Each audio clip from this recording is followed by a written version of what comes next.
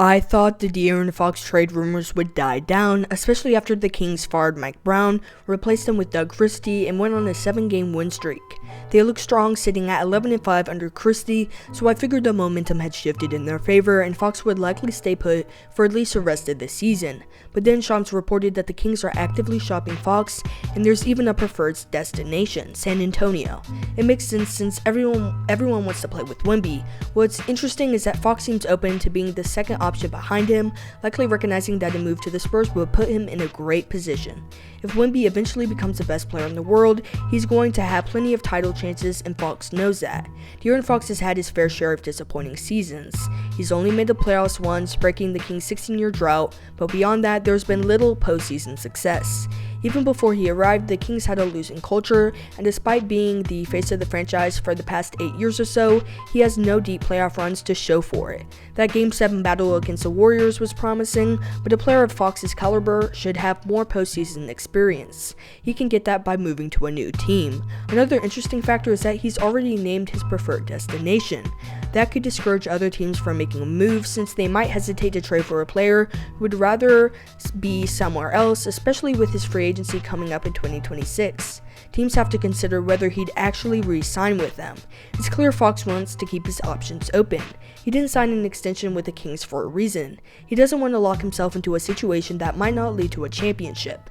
If you're a Kings fan, this has to be tough. The franchise has had its fair share of bad draft decisions, taking Thomas Robinson 5th overall in 2012 instead of Damian Lillard, picking Ben McLemore 7th in 2013 when they could have had Giannis, though to be fair, hindsight makes that easy to say, and drafting Willie Cauley-Stein 6th, and if you want to include them drafting Marquise Chris 8th as a mistake despite them trading him for picks, I'd be okay with that. But in 2017, it felt like they had finally gotten it right with De'Aaron Fox. From an individual standpoint, he was developing into a star, and after enduring the tough years of rebuilding, this year was supposed to be the time to compete. That's the whole point of a rebuild. You struggle so that eventually you can contend. And in a small market like Sacramento, free agency isn't going to be the way forward.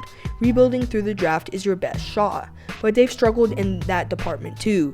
In 2018, they drafted Marvin Bagley 2nd overall instead of Luka Doncic, which only added to their missteps. Now, after all those years of rebuilding, it might all be for nothing if they have to start over by trading Fox for expiring contracts and draft picks. At the same time, it's confusing why they move on from him now. They have all the momentum. They were winning under Doug Christie's simplified offense, and they were starting to establish themselves in the West. Is it too soon to trade him? Maybe the Kings just want to get ahead of the problem. Keeping him too long and risking him walking for nothing in free agency would be a disaster. But let's shift the focus from the mess the Kings have created for themselves to the role that the Spurs play in all of this. If I'm San Antonio, I don't see any reason to rush into a deal. Plenty of players have already expressed interest in playing with Wemby, so why force the issue? Let them come. We just saw a nearly 40-year-old Chris Paul choose the Spurs despite having other options. Was San Antonio his best shot at a championship in the little time he has left? Probably not, but you still wanted to team up with Wemby. This is a trend we're likely going to see more of. There were already rumors about Trae Young wanting to play in San Antonio, and the list will only keep growing. So from the Spurs' perspective, there's no urgency to trade for Fox, especially if it means giving up someone like Stephon Castle and future picks. Fox has already made it clear that he wants to be there, so why sacrifice valuable assets now when they could just sign him in 2026 as an unrestricted free agent? They may even have some contract leverage when that time comes, knowing how badly he wants to be on their roster. So what would the trade sending De'Aaron Fox to the Spurs actually look like? There are plenty of possibilities since San Antonio has a massive stockpile of draft picks, 12 first-rounders over the next 7 years. But one specific 3-team trade proposal caught my eye. In this scenario, the Spurs land De'Aaron Fox. The Kings received John Collins, Colin Sexton, and 2 first-round picks.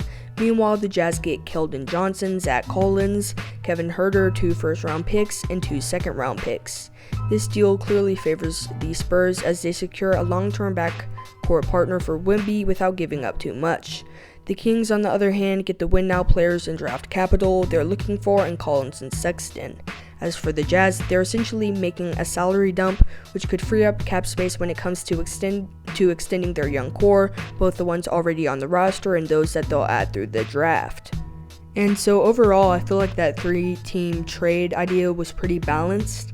Of course, it was only as balanced as it can possibly get when a team like the Spurs is getting a guy like De'Aaron Fox, because any team basically would want to get De'Aaron Fox on the roster. If the Kings could keep De'Aaron Fox on their roster, they would, but obviously things haven't worked out that way. And what really annoys me is when teams like the Kings, they rebuild through the draft and they land a really good guy like Fox, and they end up messing up their rebuild because when Fox hits his prime, they're not ready to contend because they haven't gotten the right pieces. And to be fair, that the Kings have tried. I mean, they got Domantas Sabonis, they got DeMar DeRozan, but things just haven't fell into place for them.